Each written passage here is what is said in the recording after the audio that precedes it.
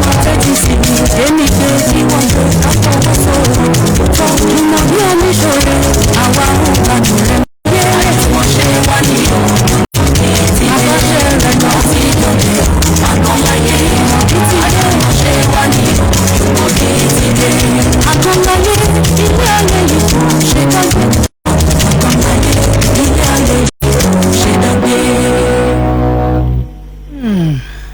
ta ló lè dáyé gbé ta ló lè dáyé tò kò sẹ́nì kankan tó lè sọ pé òun lè délé ayé yìí ṣe yé sí ìyẹn o òun gan-an nígbà tó dá wà nílé ayé orípa yóò ṣe é dá ṣe ló ṣe dáhùn bàbá ńlá bàbá wa wípé tó káwọn náà máa gbé máa yé kan máa fẹ́ lá tó fi wá di pé wá kàn báyìí náà lónìí bẹ́ẹ̀ ẹnìkan ò lè dálé ayé yìí ṣe àjùmọ̀ṣe ni gẹ́gẹ́ bí àkọlé ètò wa Jímọ̀ bí oníṣẹ́rẹ́ lórúkọ tèmi ọmọ wọn nífẹ̀ẹ́ òye níbi tó Jímọ̀ rere ti mọ́ wá sí rí ayé mo kí yín níbo bí Lagos 107.5 FM tiwantiwa wípé ẹ káàsán mà ẹ káàsán sà ẹ káàsán ẹ̀yin ọ̀rẹ́ ẹ̀yin ọmọ yín ọ̀rẹ́ yín àbúrò yín ni mo tún ti kalẹ̀ gbọ́dọ̀ báyìí gẹ́gẹ́ bẹ́ẹ̀ ti mọ̀ ní orí ètò àgàn láyé wípé lábala ni o ṣùgbọ́n lónìí òun bọ̀.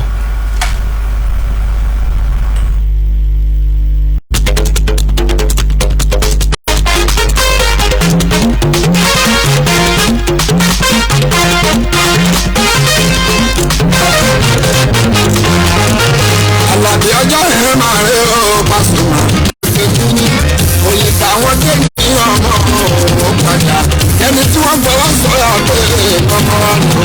Àlàbí ọjọ́ ẹ̀ máa rẹ̀ ọ́ Pasuma ìwà láti máa fi rò pé kókó ní òyìnbá wọ́n sọ̀rọ̀ pé ọmọ ọ̀nà. Gbogbo ọgbà pẹ́ ní tèmi Pasuma gbogbo ọ̀nà lọ́lọ́run tèmi ìpínlẹ̀ kẹ́nu gbogbo ayé mi nígbà.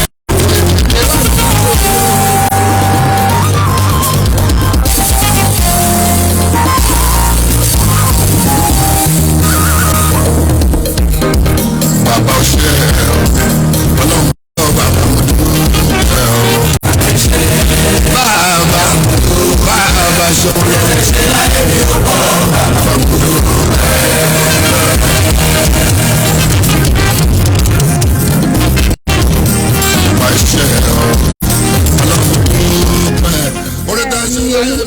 àdúpẹ́ fún orí tó ṣe láyé wa lórílẹ̀‐èdè Nàìjíríà torí wípé n tó ń ṣẹlẹ̀ lọ́wọ́lọ́wọ́ yìí tó bá jẹ́ bòmíì pé ó fún wa láàyò ọkàn aláforítì àwọn gbogbo Olúwa dúpẹ́ lọ́wọ́ rẹ o ṣùgbọ́n bó ṣe wá nìyẹn yìí ẹ jẹ́ kí n sáré máa rán ẹ létí wípé kì í ṣòpin rẹ o ilé ayé kì í ṣòpin rẹ. Èmi ò jí fa ọlá Ọlọ́run ni mò ń jẹ ṣe mọ́ pẹ́mi wá o bàbá. ìṣubú tó o ṣubú yẹn mo ní kì í ṣòpin rẹ ta ló sọ fún ọ wípé o ò ní dìde ta ló sọ fún ọ wípé nínú ìpèníjà tó wà yìí ta ló sọ fún ọ wípé bí ó ti máa rí lọ nìyẹn láti yéé ṣe é tí wọ́n fún ara rẹ̀ ò ti dáwọ́ dúró tó ń sùn tó ń fojoojúmọ́ sún síwájú wọn ní gbogbo ẹ̀ pátápátá ló máa dàfi sẹ́yìn tẹ̀gùn fìṣọ̀ tẹ̀yìn àti wọ́n tún wá padà dúpẹ́.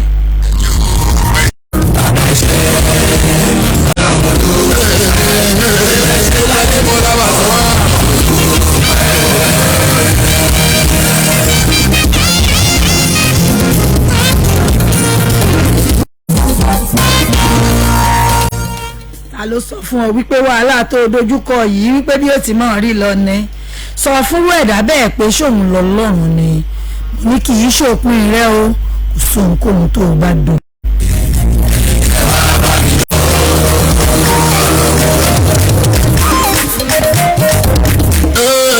Sọ́fà sọ́gbọ̀ pàṣẹ tí wọ́n á lè wí ọmọ ẹ̀ wá náà ní ọjọ́ ló ń dábìá àná adúgbò àwùjọ yìí ọmọ gbòòrò ọ̀pọ̀ ẹ̀ tó ń kóhun láyé tó o bá dáwọ́lé tó o bẹ̀rẹ̀ sí í ṣe tó bá bẹ̀ káwọn èèyàn máa lérò wípé bóyá abo ni alákọ̀ọ́rí níbo ló ń gbà lọ́rùn àmọ́ tó bá pẹ́ tó bá yá adùn ló gbẹ̀yìn rò kì í ṣòpin rẹ̀ ṣọ́mọ ni wọ́n fẹ́ bí ló wá bí ó ti máa rí lọ́wọ́ sọ fún pé òun kọ́ lọ́lọ́run torí pé kì í ṣòpin rẹ̀.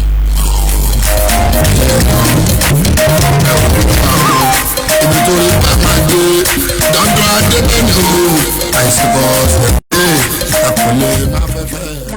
ayéláyé má bá wọn fààyè gba ìbànújẹ́ nínú ìrìn àjò ayé rẹ̀ torí wípé tó o bá ti fààyè gba ìbànújẹ́ tó o bẹ̀rẹ̀ sí í ronú tó o wá ń wò wípé kò lè ṣeé ṣe pé mẹ̀sáyà àlàtẹ̀mí àti ìwọ nílé ayé tá a wà yìí ohunkóhun tá a bá fẹ́ ní Yorùbá ṣe máa ń sọ wípé ẹ̀nu ara ẹni la fi ń kọ́ mí jẹ ìwọ ò ṣe wá dàbí èmi kó o máa pe ohun tó dáa mọ́ra rẹ kó o máa pera ẹ níyà àbèjì má jẹ́ kẹ́nìkan kan máa pè ẹ́ níyàwó àbí wọ́n á máa pè pé láǹtí lágbájá nìkan máa pè ẹ́ ní mọ́mí Tracy nìkan máa pè ẹ́ ní mọ́mí Mọ̀rọ̀mọ̀kẹ́ nìkan máa pè ẹ́ ní mọ́mí Àárín Ọlá ìyá tó ń bọ̀ lọ́nà.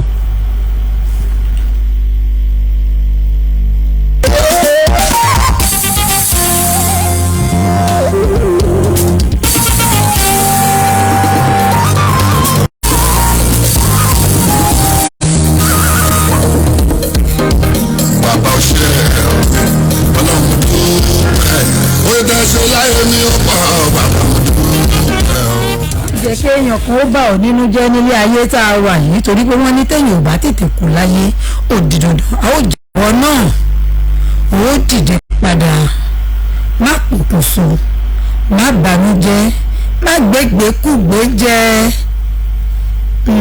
bẹ́ẹ̀ ni bá ṣe lè dáa tó nínú ayé rẹ̀ mo fi ń dẹ́ ọ lójú wípé kì í ṣòpin rẹ̀ o.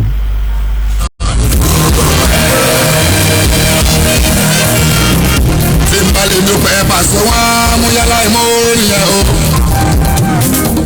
Èmi ò bá lè dúpẹ́ làgàtà mú yálà. Èmi jí Bọ́lá ń jọlá nínú ọ̀la o. Ọ̀tọ̀ lóore o, ọ̀tọ̀ nífa. Èmi ò jìfà, ọlá Ọlọ́run ni mò ń jẹ. Mo ṣe mọ́ pẹ́mi wá o.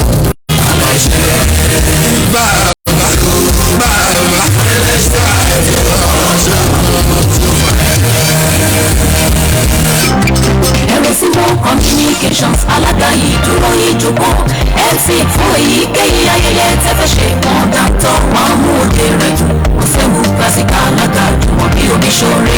fún alága ìdúró àti alága ìjókòó ẹ pè classic alága sórí 0704 424 7984. close ajẹ́lógún junction metro pay to Lagos ní pé gbogbo ènìyàn síbi ìfòròyìn tó máa wáyé láìkan lọ́dún tí a pè àkórí rẹ̀ ní ìfòròyìn ń bá àjàgà jẹ́ anointing breaks yóò. bẹ́ẹ̀ni fún Olúwa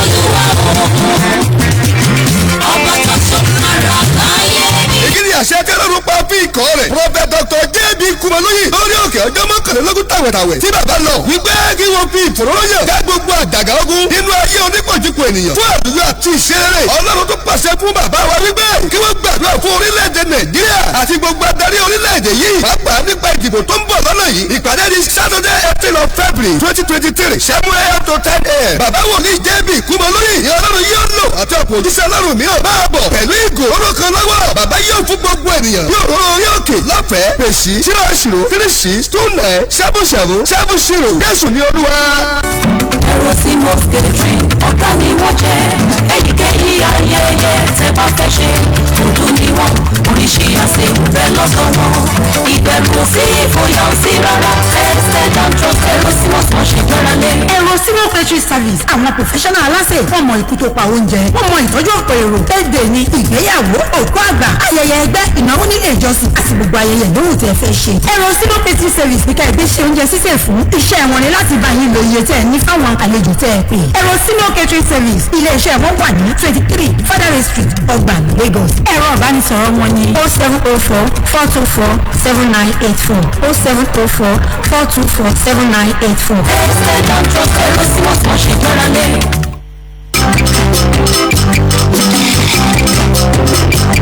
Àgọ́lọ́yé ilé ayé yìí kò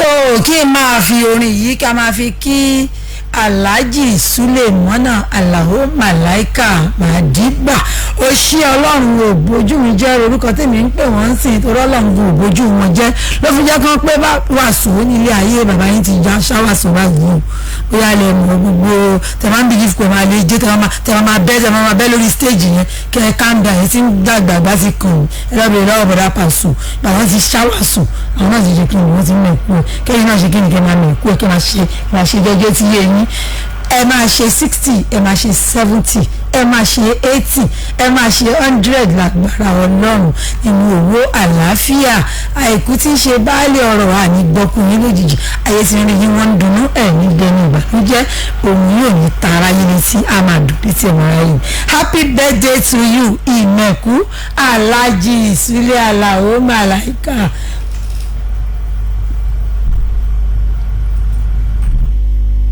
ṣọ̀gá èèyàn kọ̀ọ̀kan.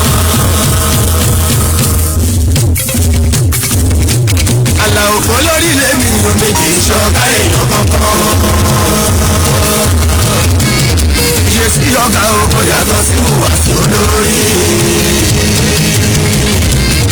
Ṣé sí ọ̀gá ò yàtọ̀ sí ìhùwàsí olórí? Ipò olórí lọ́ba òótọ́ yàtọ̀ sí ọ̀gá déédéé ń gbé. Ajá kì í yànnà ẹ wo máa fi làákà ìrìn wá mi lọ. Láwọn máa ń kọ́ sí tìtúsán tí ọ̀gá fẹ́lẹ̀ ẹ máa ń gbọ́ o. Máa ń sùn àtọwọ́ ọ̀gá o. So imagine mo ye wà tí mo ye dáa tó yìí torí mo fáyìn o èmi ọmọ dúdú mo dúdú mo ń dán mo sì kankan ọlọ́run dá mi dá ó take extra time mi ó dín dín àná wọn náà ṣe valentine àwọn èèyàn bójú mi jẹ́ màlà kí n fẹ́ jọ wọn sùn èmi ìròjùmọ̀ bí oníṣòro ni kò sí pàrárá kò sí bùkẹ́ table for two kò wá kò ránṣẹ́ dínà orí omi ẹjọ́ kí ló dé kí ni mo fi ṣorí ṣé wá rí ìkéde tẹ́ ẹ̀ sanwó fún gbogbo ẹ̀yin tèmi tẹ́ ẹ̀ ń wò mí lórí Instagram abẹ́yìn torí Twitter abẹ́yìn torí Facebook ẹ gbọ́ kẹsàn kékulé ó gbọ́ kó sọ fún tòkú ẹni tí ò wá kẹ́ ẹ bá mi jíṣẹ́ fún wọn ṣé ẹ rí gbogbo ẹ̀yin tẹ́ ẹ máa ń wá tẹ́ ẹ máa wá slide wọnú DM mi tẹ́ ẹ máa sọ pé I like it lóòótọ́ orúkọ tó kú pé ilé ǹjẹ́ Secret Admirer ẹ wá fara pamọ́ ẹ fi jẹ níyà lánàá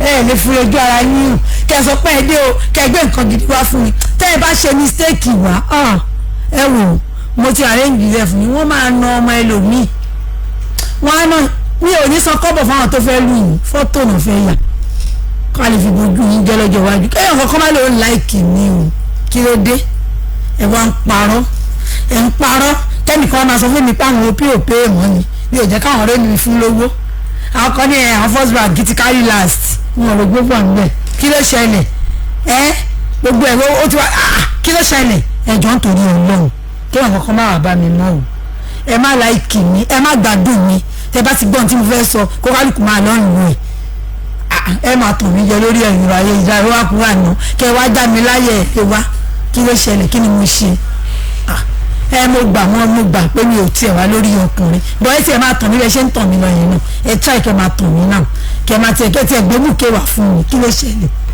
bùkẹ́rì kankan máa wà bá mi mọ́ o kí ni mo ṣe gan-an ẹ wá lẹ́yìn kan yín fáǹsì mi máa yẹ̀yàn kan máa mú yín kí ni reason ẹ máa jẹ́ kó yé mi kí ni reason tí ò fi yẹ kí n gbà nǹkan lánàá tá mo ṣe òbẹ́bí kí mo ṣe èèyàn mi mo fáìn gidi mi ìwà rí nǹkan kan gbà lánàá kí ni mo ṣe kí ni reason mi ìrìbùkẹ́ mi ò rówó kò sí pàmàmà àríwọ̀n ra pé ọ̀tà fún mi àríkẹ́yìn kan tiẹ̀ wá já mi láyà kó ra páàkì bí pé ọ̀tà mẹ́wàá kẹ́ ẹ pé fún mi ká wá mi sọ òdòdó mú ẹ gbé wa ẹ jẹ́ egun ẹja kíkà kẹ́ ẹ má yẹra fún mi ta ni mo ṣe kí ló dé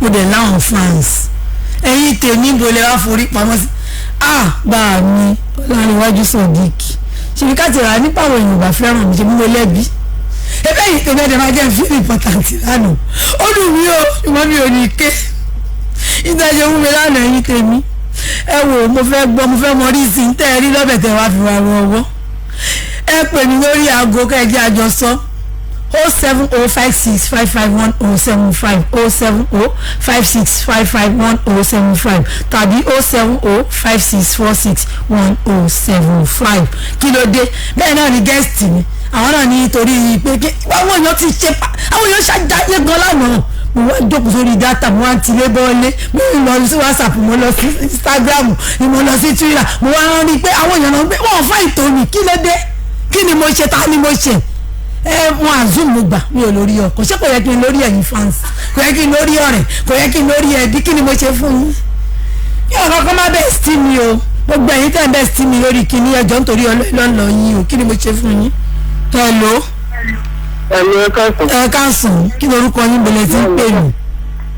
big mummy ló sọ̀rọ̀ láti ṣe kúrò. ẹ gbàtà bá big mummy nǹkan ṣẹ́yìn èrí pé small daughter yín ó nídìí nǹkan lánàá kí ni mo ṣe fún yín. orí tó bẹ̀ ṣòro dáná orí tó bẹ̀ dáná kò sọ́wọ́ ń lórí kọ̀ọ̀kan owó òun fẹ́ nígbà. a ní ẹ̀rọ pure water fún mi ẹ gbogbo yẹ́n lè máa pariwo kò sówó nù a ní ẹ̀rọ báàgì pure water méjì fún mi kí n mú fọ́sẹ̀. ẹ bá bọ́ ọ̀tà bí pure water ẹ bá bọ́ ọ̀tà bí pure water lọ́wọ́ fún yẹn ti ẹ̀wà mọ̀ bẹ́ẹ̀ fáwọn jù bẹ́ẹ̀ lọ àwọn tó ń bá lè kọ́ ọ̀jẹ̀ karówó gbà ọ̀jẹ̀ kẹrù kọ́ ìwọ̀n ẹ wo big mummy ẹ wá máa lọ big mummy tó yẹ kẹ́yìn tún sọ̀rọ̀ tútù fún mi tata ni mo ṣe ṣé kò yẹ kó fún mi guest tó yẹ kó wá lè ní ó ṣe valentine lọ ni ó lọ gbádùn èmi gangan tó wáyé kẹ́ ẹ máa jẹ́ máa gbádùn lọ́tún lọ́sì gbogbo yín wá dẹ́yẹ sí mi kí ló ṣẹlẹ̀ àní kẹ́ ẹ máa try kẹ́ máa encourage mi mo ti gbà wọ́n accept mi ò lórí ọkọ̀ ẹ jẹ́ lórí fans kí ni mo ṣe fún un. ẹ̀mí ẹ káàsán. ẹ káàsán kí lorúkọ yín. orúkọ tèmi ni ẹ̀mí lójú láti Òrùgbò. ada fún yín mr mireju báwo lẹ ń ṣe spend valentine yín. nǹkan ló kàn ṣẹlẹ̀ ni pé. báwo lẹ ṣe lu ọjọ́ àná yẹn. ọjọ́ àná yẹn wà òkè ó wà clear. bọ̀dẹ́ mi lójú ẹ̀yin náà lọ jayé ni o. ó wà joyful. ṣùgbọ́n gbogbo nǹkan tó fà á tí ogun ẹ̀ tó fi ṣe kí ní òjú pé èmi ìbá tẹ̀ try fún yín náà. gbogbo àwọn òpè wọn ò ṣiṣẹ́. ok èmi wà láwọn sẹ́ẹ̀tì pé ẹ̀ bá try fún mi ara àwọn sẹ́ẹ̀tì èmi ò ṣe priority yín kẹ́kọ̀ọ́ fẹ́ try fún mi kẹ́kọ̀ọ́. no ó yẹ kí n wà fi síálẹ̀ pẹ̀lú irú. ẹ kò wò pé ẹ̀yin náà mọ ibi tọ́mọ yín lè dé lọ́la kẹ́ ṣàánú mi ẹ̀ tún wá padà ṣàánú mi náà. àṣírí òkè má wọrí bó bá ti ń lọ ṣá. ẹ máa já mi ẹ gbé mi débẹ̀ ẹ jẹ́ lọ jẹ dínà lórí omi. báàkì mo wà kí n tẹ rí ọkọ gbà kí n tẹ. ẹ bá ti gbowó kan kẹ pé nọ́mbà mi. bó tẹ jẹ pure water lásán. ẹni kan wá já báàgì pure water mẹ́kànlá fún mi ẹ̀yin náà ṣe ń bẹ̀ nìyẹn. àṣírí ẹ ṣe kí ló dé ẹ̀yin èèyàn kí ni mo ṣe fún yín.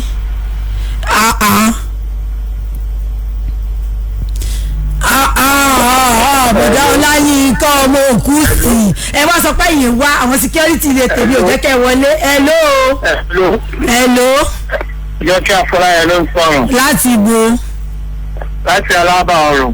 Alábà Ọ̀rùn báwo lẹ́yìn ṣe valentine. Alábà Ọ̀rùn ládùúgbò wo nìyẹn wà.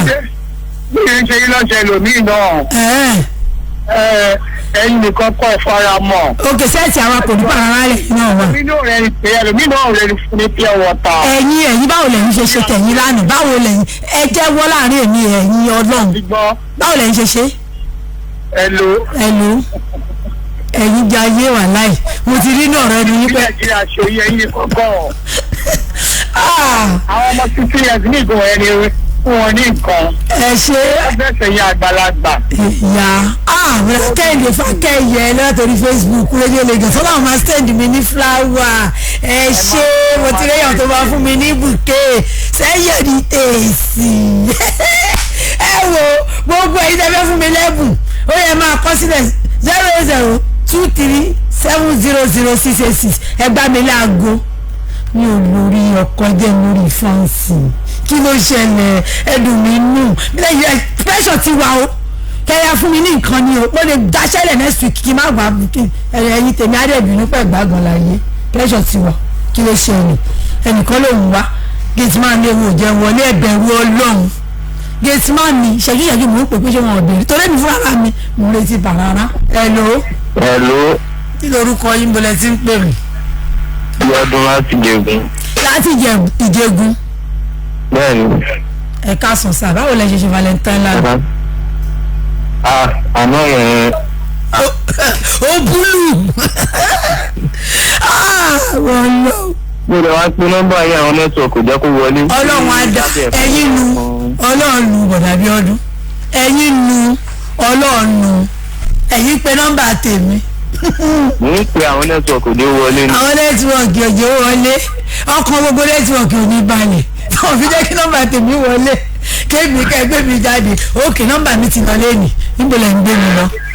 ẹ pé fi àzà ilé àwọn òkè òní. ó ṣe ẹ wo ti ìwà ẹ wo ẹ máa kọ́lẹ̀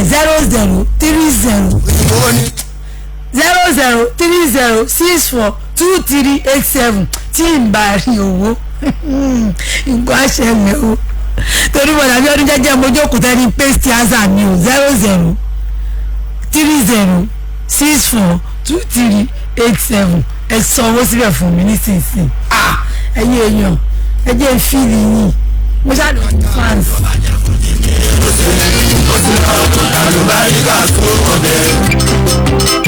Erosimo Communications alága ìdúró ìjókòó MC fún èyíkéyìí ayẹyẹ tẹ́fẹ́ ṣe wọn dáńtọ́ wọn mú òde rẹ̀ dùn kò séwu pàṣípà alága jùmọ̀ bí omi ṣoore. fún alága ìdúró àti alága ìjókòó ẹ pè classic alága sórí 0704 424 7984 0704 424 7984. èyí ayẹyẹ tẹ́fẹ́ ṣe wọn dáńtọ́ wọn mú òde rẹ̀ dùn kò séwu pàṣípà alága jùmọ̀ bí omi ṣoore. Erosimo catering ọ̀gá ni wọ́n jẹ́ èyíkéyìí ayẹyẹ tẹ́ bá fẹ́ ṣe òdu ni wọ́n oríṣi àṣewù bẹ́ẹ̀ lọ́dọ̀ wọn ìbẹ̀rù sí ìfòyà sí rárá tested and trust Erosimo wọ́n ṣe gbẹ́rẹ́lé. Erosimo catering service àwọn professional aláṣẹ wọ́n mọ ikú tó pa oúnjẹ wọ́n mọ ìtọ́jú ọ̀pọ̀ èrò birthday ní ìgbéyàwó òkú àgbà ayẹyẹ ẹgbẹ́ ìnáwó nílé ìjọsìn àti gbogbo ayẹyẹ ìgbóhùn tí ẹ fẹ́ ṣe. Erosimo catering service ní ká ẹgbẹ́ ṣe oúnjẹ sísè fún iṣẹ́ wọn ni láti bá yín lo iye tẹ́ ẹ ní fáwọn àlejò tẹ́ ẹ pè. Erosimo catering service ilé iṣẹ́ wọn wà ní 23 Fadare Street Ọgbà Lagos. ẹ̀rọ ìbánisọ̀rọ̀ wọn ni 0704 424 7984 0704 424 7984. tested and trust Erosimo wọ́n ṣe gbẹ́rẹ́lé. so ẹ wo gbogbo ẹ̀yin ọmọ jayéjayé gbogbo ẹ̀yin ọmọ jayéjayé tí ẹ mọ tí ẹ rìnrìn àjò tí ẹ wá wọn àbí tó dáa tó fọkàn balẹ̀ ní ilé ìtura gidi tẹ ẹ lè máa dé sí àgbègbè yìí tẹ ẹ bá lọ sọ́nà Owódé iye wa nínú interchange ní Ogun State ni ẹ máa lọ tààrà sí the yem apartment kí ẹ̀bùn bá wọn dòwò pọ̀ ilé hotel wọn ó dáa ó fine ó fọkàn balẹ̀ security wọn everything ó wà òkè wọ́n wà ní Peridot Street Treasure Island Estate orílẹ̀ ìmáàmì ní Ọbáfẹ́mi Owódé local government lálejò kọ̀bírì báyìí ni kò ṣòro láti mọ̀ pé fọkàn balẹ̀ gbogbo nǹkan wọn ló dáa oúnjẹ wọn gan dùn kódà tẹ bá sùn lọ́ba yẹn máa rò bóyá jísà Amẹ́ríkà ni ẹ lè pè wọ́n fún reservation ní àbí bóyá èyí tẹ̀ fẹ́ mọ̀ bóyá ìlú kò yẹ yín mọ́ 0916 374 4666 0916 374 4666 091 63 74 46 66 the yem apartment service ẹ bá wọn dòwò pọ̀ ẹ ó mọ̀ wípé rere ni Olúwa mo lè fẹ́ ṣègbéyàwó fọ́mọ ní àbẹ́yìn fẹ́ sin wọn lọ sílé ọkọ ẹ pé jùmọ̀ bí omi ṣòro fálága àdúrà àti alága àjókòó ní tó dángájíá ẹ pè mí sórí 0704 424 7984 0704 424 7984 kò ní ju báyìí lọ torí ẹ bá tiẹ̀ ti rí pòdúsà mi wọ́n ti ń fowó wà gbogbo ẹ̀yin tèmi tẹ́lẹ̀ ti sọ fún mi ẹ ti fi mí lọ́kàn balẹ̀ o torí ìsinyìí báyìí mo ti ní hope ẹni kí n má sọ pé mi ò lórí ọkọ mọ́ kẹ́yìn tọ́sítà kẹ́ máa bọ̀ kẹ́ wá tóòsì mi. so ó tún di dájọ́ mẹ́jọ ká tún pàdé lórí àkànṣe ètò Àgànláyé Dami olóòtú ètò kí ni fún mi ọmọ borí owó wọn ti láti inú gíláàsì ọdẹ ń bò mí báyìí ara mi jẹ́ ń já kò fowó ọlá yìí wọlá àwọn náà wà mí báyìí àwọn kí ló mú.